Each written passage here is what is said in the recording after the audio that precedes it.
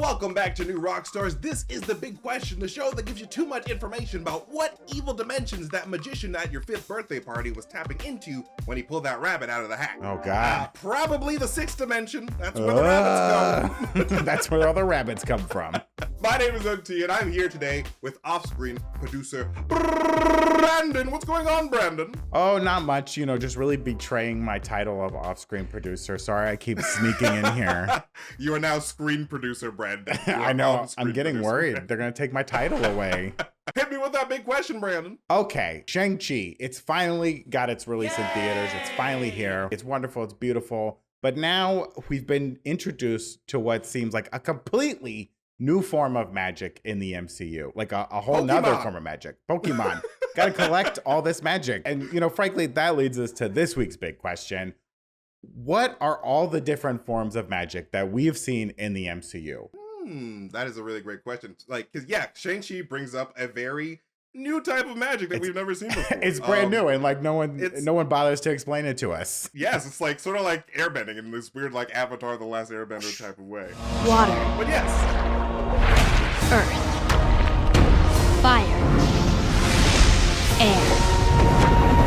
But that is a great question, Brandon. But before we get into it, we should mention that we will be covering some new concepts introduced in the latest MCU film, Shang-Chi and the Legend of the Ten Rings. And we're going to try and be somewhat broad about it. But if you're worried about spoilers at all, consider this your warning. This is the spoiler warning. If you haven't seen Shang-Chi, what are you doing? Kung Fu waits for no one. Let's talk magic in the MCU. It's more than just different and pretty colors, okay? We'll start with some of the first magic we were first introduced to in the MCU, and that would be Asgardian Magic. Ah, yes. And this is the type of magic we were first introduced to in Thor. And we all recall Thor described the mythical nature of Asgard and its people as a combination of both science and magic. And Asgardian magic is used throughout Asgard as a way to power vehicles, weapons, and even medical devices like defibrillators. Just kidding. That's just Mjolnir in Avengers Endgame. Oh, it's true. That's a magic defibrillator. I can't say it. Defibrillator. Defibrillator. Defibrillator. What thing that defibrillates. Yeah. I've never heard defibrillate used as a verb that way. Defibrillate that man. Doctor, defibrillate that man. We're not saying it right. We are not saying it right. We saw in Thor: The Dark World how the magic-powered machine was used to help Jane Foster, who was pumped full of that red goo that was sucking all of her life force out. Oh, it was taking it away. Nice. Yeah, that machine was really cool. It was like magic and like it's very mystical, cool, but scientific. The Asgardians have a very long lifespan, and they spend a lot of that time studying Asgardian magic to see how it can best be used to improve their lives. Like items can also be imbued with Asgardian magic as well, including some of the enchanted items in Odin's vault. And Asgardian magic can also be wielded by the citizens of Asgard and even by orphaned frost giant runts like a certain Loki. And though Loki tends to use it for more nefarious purposes, as Lokis do, but we do see them do all sorts of things with Asgardian magic, including mind control, illusion manipulation. On my way down to coordinate search and rescue. On my way down to coordinate search and rescue. Telekinesis, clairvoyance, and conjuration. It's all a part of their lives. They love the magic. And Asgardian magic also provides the power for the Odin Force, the magical force wielded by the leader of Asgard, who named it after himself, apparently. Well, there were like other leaders of Asgard before Odin. It wasn't called the Boar Force, right? The Boar Force? That'd be so like, oh, it's so boring.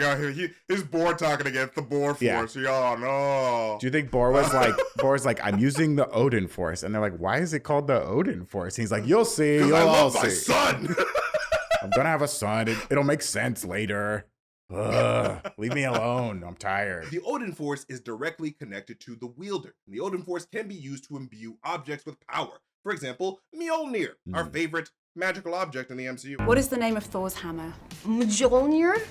Jonathan? I feel. I mean, other than Doctor Strange's cape. It can also be used to generate the Odin Sleep, which heals and replenishes the power of the user. Unlike, you know, my naps, which make me more tired. I don't know how that happens, but that's the MT sleep. The Odin Force is like a part of Asgardian magic, but only one person can really do it, and you gotta be the king or queen to do it. I hope they rename it to the Valkyrie Force because I wonder if she has it. That would be crazy. We better see. Oh my god, I hope she has it. She better. Users of Asgardian magic can also use it to channel dark energy. And Odin and Heimdall both do this when they need to teleport people across the galaxy without the aid of the Bifrost. Let the dark magic flow through only one last time. And in fact, Heimdall is a powerful wielder of Asgardian magic, and this is how he's able to keep an eye on someone no matter where they are in the universe. Like pretty much everyone in the universe, Heimdall can see them. Heimdall's watching. I'm watching you, Wazowski. Always watching. Heimdall and Uatu are the biggest perverts in the Marvel multiverse. Honestly, they be peeping. Watching everybody. They be peeping. They be peeping all day. They got the peeping peepers. Peeping peepers. Peeping squad. peepers. Loki is able to hide from Heimdall, right? Like he's so good with Asgardian magic that he can like kind of hide himself because Heimdall's like, I couldn't see what you were doing. Can you tell me where Loki is hiding? I'm in hiding. You can't see me because of Loki. No, it's so true, and like it's so weird how like there's certain things that Heimdall can't see. Like when Jane Foster disappeared and when she first came in contact with the ether, he's like, I don't know where she went, where'd she go? And I hope they sort of go into why Heimdall can do this, because we don't know much about Heimdall's past. It'd be cool to like see like Heimdall growing up and be like, oh, you saved someone from an accident and chemicals fell on your eye, and now you can see everything, and this other guy he's blind. Young Heimdall this fall on Disney Plus. Heimdall and Matt Murdock have the same origin story, but one of them lucked out. And Asgardian magic does not appear to require any spells or incantations, which is pretty freaking sweet. I gotta say, I feel like Doctor Strange would have loved that when he was trying to, make spells with his broken hands. And it also does not require any user to wield any objects to manipulate the magic. However, as we stated earlier, objects can be imbued with Asgardian magic. So that's Asgard. That's all the Asgard realm. That does make sense. I like what you said, MT, about them like living so long and just studying it. Like they have so much time to get good at the magic. Yeah, they don't have to be doing all the. Well, what is it? 10,000 hours? Yeah, right. It makes them an expert.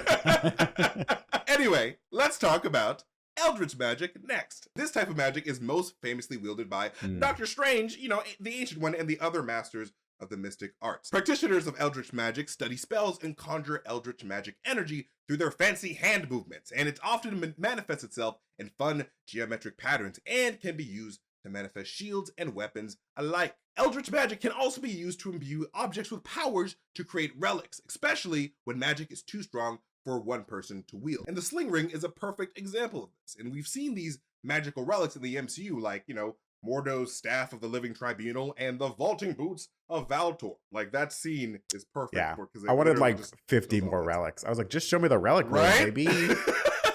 Let's go to the closet. Let's stop trading. Let's go directly to the closet. Show me everything. I want the Cloak of Invisibility, please. Yeah. That seems pretty cool. There's also, of course, Wang's Wand of Watum and Doctor Strange's Cloak of Levitation. I feel like Doctor Strange's cloak deserves full Avenger status because he helped. He helped. That cloak does the work. It's doing the work. He kept Thanos' hands closed. Like, he's literally an Avenger. He gives me hardcore carpet from Aladdin vibes. Oh, yeah. I can show you the world. Like, I hope that there's an Aladdin variant that's like a Sorcerer Supreme and he wears the carpet as a cape. That'd be hilarious. I like that. But there are a ton of spells that we have seen in the MCU that fall under Eldritch Magic, including illusions, conjurations, duplications, energy blasts, and even that bad earth-swallowing spell Doctor Strange pulls off during the final battle in Endgame because he's a boss like that. That man knows too many magical spells. I love it. Teach me. Speaking of Endgame, Eldritch Magic is also able to manipulate the Infinity Stones. Doctor Strange is able to use the Eldritch Magic spells that he learned in the library of Kamar-Taj to engage the Time Stone, so long as it is housed in its magical relic known as the Eye of Agamotto. That's really interesting, MT. I didn't think about that. They use their Eldritch Magic spells on an Infinity Stone, but that's probably is because it's in the Eye of Agamotto, right? Like if it was just sitting there on the table, they might not be able to like do that same spell. It's magic science, baby. Magic science. That's what it is. Magic science. I love magic science. It's also worth noting that Eldritch Magic is not specific to Earth, because we also see, if you remember, at the end of Guardians of the Galaxy Volume 2, the coolest Ravager, I feel, in my opinion, Kruger, pull off a little Eldritch Magic of his own at the end of that movie. And I cannot wait to see more interstellar magic, because that's a whole, like, they opened up a whole can of worms. I want to see Doctor Strange in space. It's like there's this whole arc in the comics where Doctor Strange goes to space. Let's just do that. Doctor Strange 3. Space adventure. Like, grab some Guardians, just go to space. But if you have the light, then you must also have the dark. So let's take a look at 2 different types of dark magic that we have seen so far in the MCU. Starting with, of course, we gotta talk about it, the big-ass head in the weird world, Dormammu in the Dark Dimension. Magic from the Dark Dimension, the home of our, good buddy Dormammu, is channeled by both the Ancient One and Caecilius in the MCU so far. We don't know who else has it, because, like I've always say, once you go black, it's hard to go back, Brandon. You always say that. And the magical power provided by the Dark Dimension appears to be specifically tied to extending one's lifespan, as well as increasing their physical strength. And you can also get a sick forehead tattoo, and sometimes some magical conjunctivitis. Yeah, it really messes up their eyes. I don't know why it didn't mess up the Ancient One's eyes. I guess she figured out a way to like hide that, cause like she hid the little tattoo. You know how Mordo always says the Billas always do? Maybe she sacrificed her hair. Oh, good trade. Good trade-off. Good trade-off. So no one knew. The bill, I don't know if that's a good trade-off. I do miss my hair. The bill comes due. And when drawing power from the Dark Dimension to extend her life, the Ancient One appears to still be performing Eldritch Magic. So that means it's not a one of the other type of thing, but rather the 2 forms of magic can be used in conjunction, sort of simultaneously. Because for the most part, both her and Caecilius are still doing like Eldritch Magic when they're fighting each other. It's just like the Dark Dimension magic's just giving that extra boost of power. And we find out in Doctor Strange 1 that Dark Dimension magic works even better in the Mirror Dimension. So that's a weird little perk of Dark Dimension magic there. Their connection to the Dark Dimension makes them more powerful in the Mirror Dimension. They can't affect the real world, but they can still kill us. They're already powered up in the power-up place. So they're powered up to powered up. Double powered up. Double powered up. The other form of dark magic that we need to discuss is something that we're going to call dark magic. And this is the magic that makes a lot of sense, MT. That makes a lot of sense. We're going to call this dark magic. Dark magic. Ernest Hemingway. That's me. This is the magic performed by our favorite, lovely the HWIC, the head witch in charge, Agatha Harkness, that we saw in WandaVision. And it's possible that this is another form of Eldritch Magic, but it is interesting to note that when Agatha was being kicked out of her coven, she was accused of practicing, and I quote, the darkest of magic. The darkest magic. And Agatha has been alive for quite some time, and her ability to absorb the magical abilities of her sisters shows her adeptness at dark magic. And plus, she has had plenty of time to hone her abilities through the studying of the Darkhold, the most evil book that you can check out at the library. If you check out the Darkhold at your public library, you're going on a list. And we don't know how long Agatha has had the Darkhold for. It has appeared in other Marvel series such as The Runaways and Agents of S.H.I.E.L.D., but those aren't necessarily canon within the MCU anymore. So it's possible that Agatha has had the Darkhold for hundreds of years, but she likely didn't have it yet at the time that she was kicked out of her coven. Agatha uses runes and incantations along with some sleight hand gestures, because witches gotta do that. Yeah, she seemed like really tied to having to say spells, right? Which we don't see that as much with like the standard Eldritch Magic, where they're just kind of doing the things and making the patterns. She was like big on spells in WandaVision. That might just be her style. Maybe like dark magic really requires you to say the words. Say the words. Say the words. Shazam! Agatha's dark magic manifests itself with a purple hue because purple is the darkest of colors. It is. Remember that. And very similar to the colors that we see in the Dark Dimension. And they're not the same source of that magic, but it is interesting that they have the same color hues. It's not clear when Agatha came into possession of the Darkhold, but it is clear that she has had some innate dark magic abilities of some sort. Yeah, I think she was like doing dark magic before she got the Darkhold, and then when she got it, she was like really into it. Hey man, it's addicting stuff. Very addicting. It's some good shit. It probably has a really good preface. It's got pictures. We know that much. It's got great pictures. Yes. Anyway, the next form of magic we're going to dive into is a magic only seen wielded by one person in the MCU, and that person has got to be the baddest magic wielder of them all, the Scarlet Witch. Oh yeah, and maybe. The magic power is called the Chaos Magic. And Chaos Magic is very rare and extremely powerful within the MCU, and we've seen its ability to alter reality on a massive scale as it turned the entire town of Westview and its residents into the playthings of Wanda Maximoff. And the people outside of Westview didn't even know what Westview even existed. They were like, what? Oh, Eastview. We're from Eastview. We're the Eastview cops. Yeah, she did all that without like knowing how to do it. And that's how powerful she was. And that's how powerful the magic is, right? And Agatha was just dumbfounded. She's like, how did you do it? Like, tell me, you're clearly a witch. How did you do this? Is the craziest spell I've ever seen. You got to tell me how to. She's just like, I don't even know. I'm just got it like that. Yeah. I was just born this way. Maybe it's Maybelline. I don't know. I'm built different. the Darkhold warned of the power of the Scarlet Witch, which is why Agatha was so eager to steal her power. Chaos magic is potentially the most powerful magic that we've seen in the MCU yet, and we've only just begun to see its potential. And I'm sure we're going to see a lot more of what that chaos magic can do in the upcoming Doctor Strange in the Multiverse of Madness. If we don't, I'll be very disappointed because well, why wouldn't we? That'd be very weird. And now that brings us to the magic that we saw demonstrated in Shang-Chi. And we're not talking about the rings themselves, because who really knows what's going on there? But instead, we're talking about the magic we see wielded in the ancient village of Tallow by the people like Shang-Chi, his mother, and his aunt. And that magic was given to the village by the Great Protector for our own purposes. And since nobody in the film bothered to give it a name, we're going to call it Tallow Magic because, you know, that makes sense. We just make terminologies here. We just, you know. Well, if they're not going to bother to identify it, we will do exactly. Update the wiki. It's Tallow Magic. Get the wiki.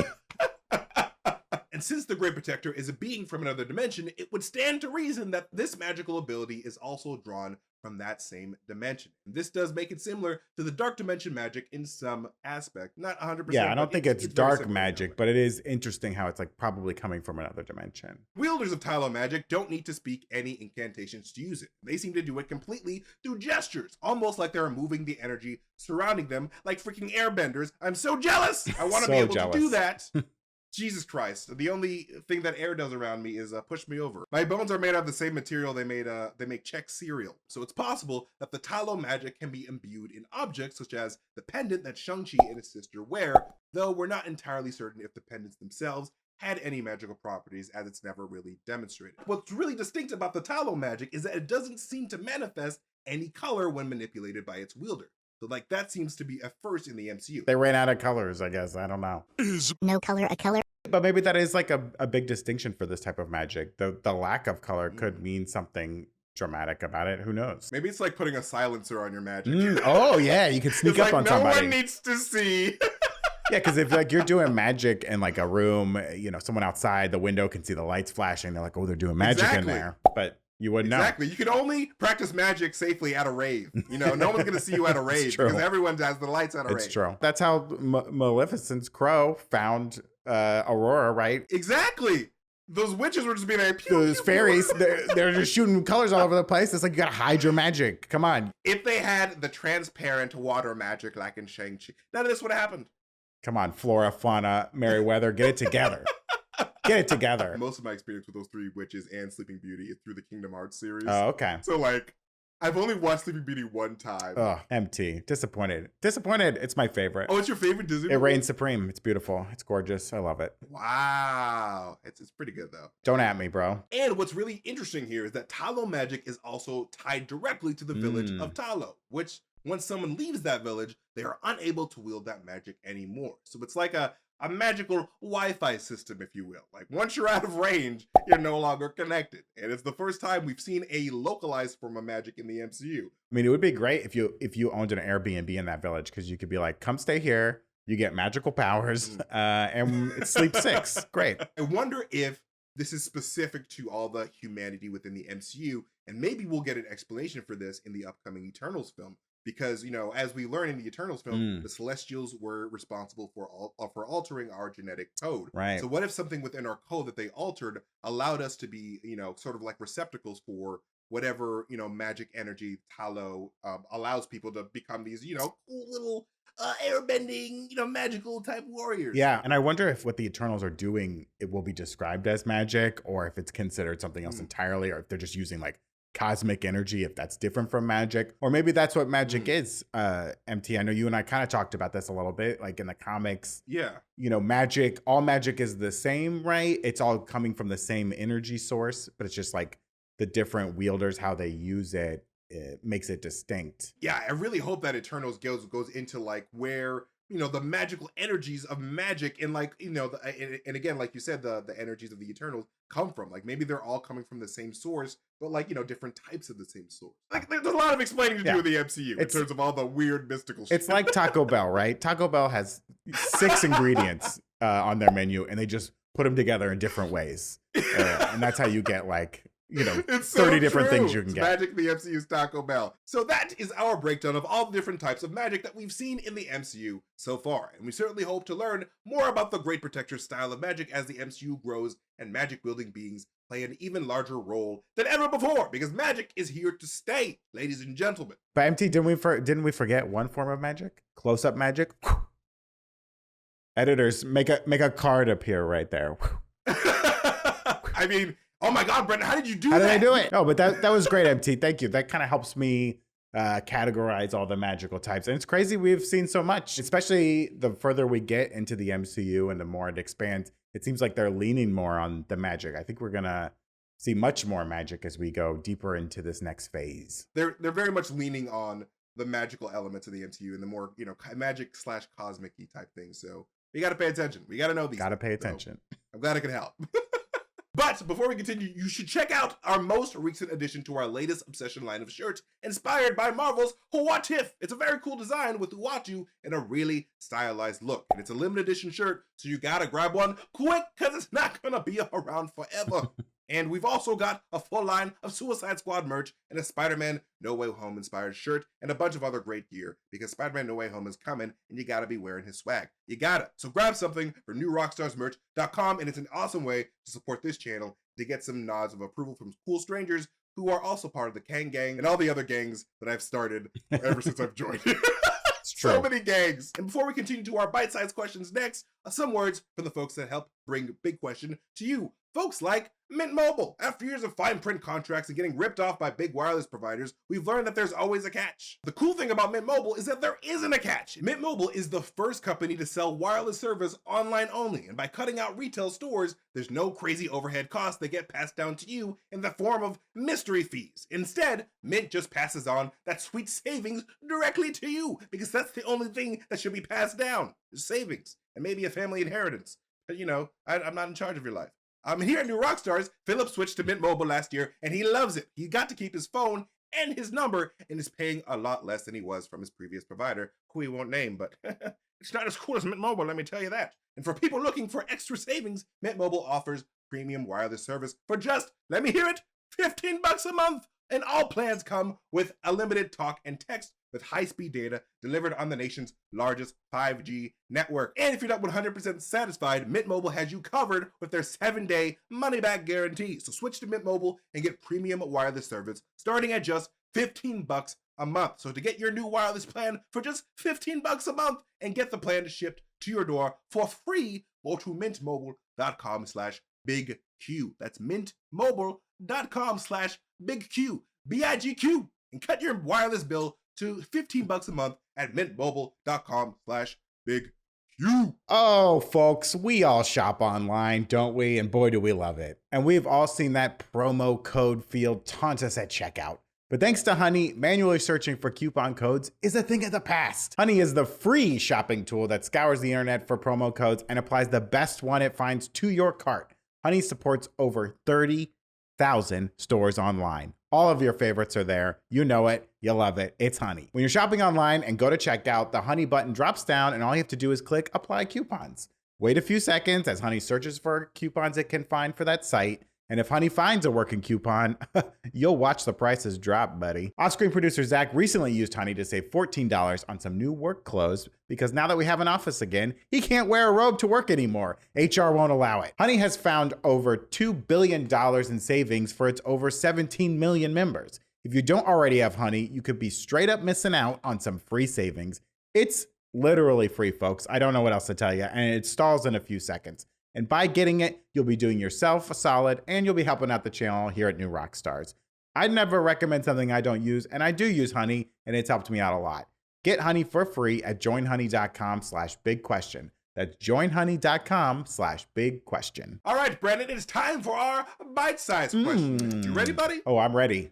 Yum, yum, yum, yum, yum, yum, yum. As the children say, yum, yum, yum, yum, yum. All right, our first bite-sized question is, if Doc Ock is a normal human, how the hell does he survive punches from the super-powered Spider-Man? And this is from Spoon Fiesta on Discord. And that's a very good question. Thank you, Spoon Fiesta. Because I played Spider-Man PS4. Oh, man. And that final battle, I punched the shit out of Doc Ock. Yeah. And this man was just surviving. So I have to know, how could this man survive so many of Peter's I mean, the Spider-Man game, you're constantly just throwing people off of buildings, and then they they web to the side of the building, which is like, okay, I guess they're alive. But then someone's got to get that dude down, And doesn't his web like dissipate after like an hour? So you better fucking move. Yeah, you gotta move, bro. Like the window cleaner's gonna be like, ah, shit. Yeah. Well, another one. As you said, MT, Spider-Man, he's got a ton of abilities, but one of them is like super strength. He's really strong. He's swole. Yeah, and when he's not fighting like the big bads, he's usually dealing with a lot of low-level street thugs like stealing bikes and stuff like that. He could easily decapitate these guys with one punch if he was just using all his strength. But as we all know, with great power comes great responsibility. With great power comes great responsibility. He always used to tell me, with great power comes great responsibility. With great power comes great responsibility.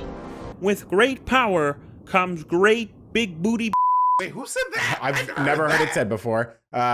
So Peter has to be responsible with his powers when he's doling out those beatdowns, so he's not killing criminals left and right, because we all know he cries like a little baby when he kills somebody. Well, I killed somebody. Get over it, Peter. You're being a little bitch, Peter. Now, if man up, man up, Peter. Spider-Man could really turn up the punch power and knock someone out when he's dealing with an enhanced villain, and sometimes he can do it like one punch if he needs to. One Punch Man. I'm tired. I want to go home. Take that, Hobgoblin. It's like my aunt needs a medicine. Yeah. I gotta get out of here. It's pizza time. Let's go. When it comes to a good portion of the rogues gallery for Spider-Man, they're just normal humans with no real strength enhancements. And one of those is certainly Dr. Octopus himself. He's not in the business of killing criminals, Spider-Man, so he's gonna pull his punches a lot with villains like Doc Ock. That is, if he can get close. Most of the time when Spider-Man's fighting Doc Ock, he has a hard time getting past the mechanical arms. Like, they're too fast. There's 4 of them. They're coming all over the place. And his spider sense is going crazy. And he can't even get in close enough to Doc Ock's body to like land a blow. Hashtag mechanical arm problem. Yeah, I mean, you gotta deal with it. Sorry, Spider-Man. This is the deal. You signed up for the job. And we should also consider that in the comics and in the Raimi film, Spider-Man is aware that Dr. Octavius is somewhat being controlled by the arms. So that makes him go a little easy when he's like punching him in the face. Nothing helps a man with some mental problems like punching him in the head repeatedly. Yeah. Now, it is worth noting that in the comics, all the bumps and bruises that Doc Ock has taken over the years, it has caught up with him. He's had to start wearing like a fully armored bodysuit. He doesn't even like use his real arms anymore. And he has like 8 arms. So he's just kind of holding in this little pod, because to him, it's like his brain is the most important part. He doesn't need his physical body anymore. It's just his brain and these metal arms, and they're going to take over the world. It always did bother me. There was Dr. Octopus and didn't have 8 arms total. I mean, I guess he's got 4 legs, 2 arms. Yeah. I guess. I don't know. Does he count his other two, like his normal legs as weapons? I guess. I can't deal with the math, Doc Ock. I would love if Dr. Octopus like killed a version of Spider-Man with one of his, like, just his normal legs. Just a normal leg. He just kicks him. He's like, I had the power all along. Like, you weren't expecting this, bitch? Normal leg. Gotcha. One other really important thing to note is like Dr. Octopus is well aware of just how strong Spider-Man is, because in the Amazing Spider-Man number 700, a lot of catching up to do. Peter and Doc Ock are in this weird Freaky Friday scenario where they like swap consciousnesses. The superior Spider-Man, eh? They're just exploring each other's bodies. They're exploring each other's bodies. And so like Doc Ock as Spider-Man is dealing with Scorpion, and he's trying to tell him to like just chill the fuck out. Like, I'm doing something right now. I'm Doc Ock, don't say anything. Scorpion's like fighting him, and he's like, Doc Ock's like, enough. And so he punches Scorpion like in the jaw, which is like the only non-armored part of his face. Yeah. And he punches the jaw off. Like, he punches it straight off. And Jameson's there, and he's like, hell yeah, Spider-Man. This is my kind of stuff. This is what I want to see. And like, Doc Ock as Spider-Man is like, oh, I'm pretty strong. This kid could have killed me at 14. Yeah, big wake-up call for Doc Ock that day. To answer your question, Doc Ock only survives Spider-Man's punches because Peter lets him survive. You're on notice, Doc Ock. Every breath you breathe is because Peter allows it. It makes a lot of sense considering, like you said, Uncle Ben's with great power comes great responsibility. So like the fact that, Peter does pull his punches with these villains that keep coming back, it's just like, dang, like I wanna freaking kill you, like Norman Osborn freaking. for killing Gwen, but I can't because I'm nice and I have these spider powers for a reason. But anyway, I got another bite-sized question for you, Brandon. Okay. How much does one Iron Man suit cost to make? And how much money did Tony blow up with that clean slate protocol in Iron Man 3 that was just for show? This is from IAJ Smith 24 on Discord.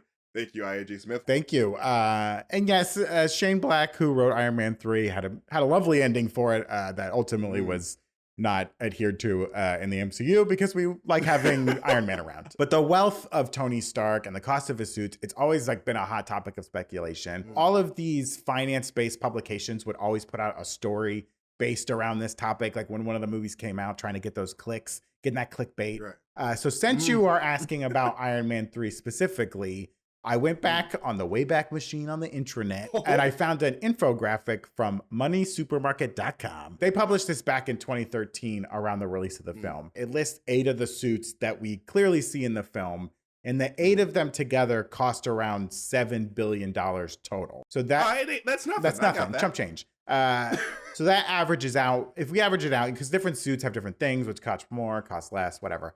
It averages out to about $875 million a suit back in 2013. Damn. During that clean slate protocol, 33 suits are destroyed. It's basically the Mark 8 through the Mark 71. They blow up at Christmas time. Boom.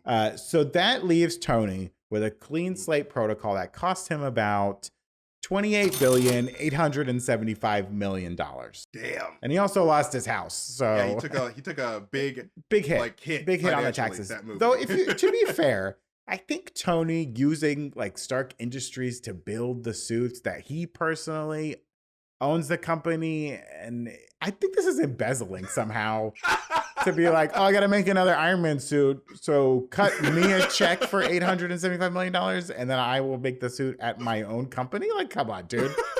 Rich people stay rich by being thrifty. Now it is time for my favorite part of the show, Brandon. It's the box of scraps. Box of scraps. Box of scraps. Box of scraps. Brandon, our box of scraps question of the day is, what type of magical powers from any fandom would you like to wield and why? I'll go first for this one because I have always wanted to have the Force powers from Star Wars. Just to be a Force wizard in the Star Wars universe, just being one with the universe and like, I don't know, just like, it's sort of just like, obviously you push things, telekinesis, and like, you know, have like prophecies and all that cool stuff. But like just being able to be one with the universe, I just feel like that just be really peaceful. Would you stay on the light side, MT, or would you? No.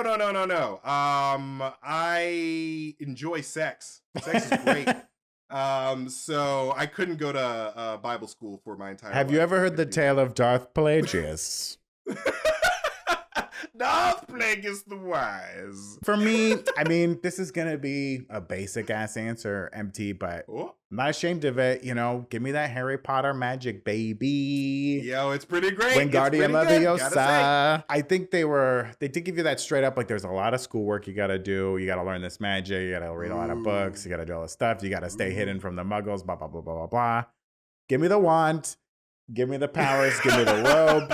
I want to be decked out. I want to be out there changing into animals. I want to be, you know, just transporting myself all over the place.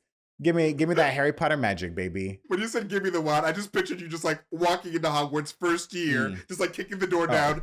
Give me the wand. Give me the wand, bro. Give me the wand. I don't want these school lessons. Just give me the wand. I'll learn it myself.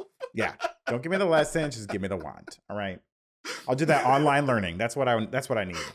Right? Online Magic Close-Up University, whatever it's called. Like, he'll teach you all the magic. Give me the Phoenix University for magic, baby. Exactly. It's the best one. It's literally the Phoenix because Dumbledore. It's pretty funny. That's the Order of the Phoenix University. There you go. Well, that is it for this episode of Big Question. I want to thank off-screen, now on-screen producer Brandon for joining me on this show. Please follow him at Grin and Barrick on Twitter if you want to see him be amazing online. Please follow me at MasterTainment, but most importantly, follow New Rockstars, especially at New Rockstars, that are New Rockstars handle on Twitter. But if you're doing it on YouTube, make sure to hit that notification bell so you can get notifications whenever we upload a video, because we do that all day, every day. But yes, please make sure to follow us on Twitter because Tyler is a social media maestro. Please Leave him some love because we all love Tyler. Thank you guys so much for watching this video. Go to newrockstarsmerch.com to buy some cool shirts, and we will see you guys next time. Goodbye. Bye-bye. Magic. Magic.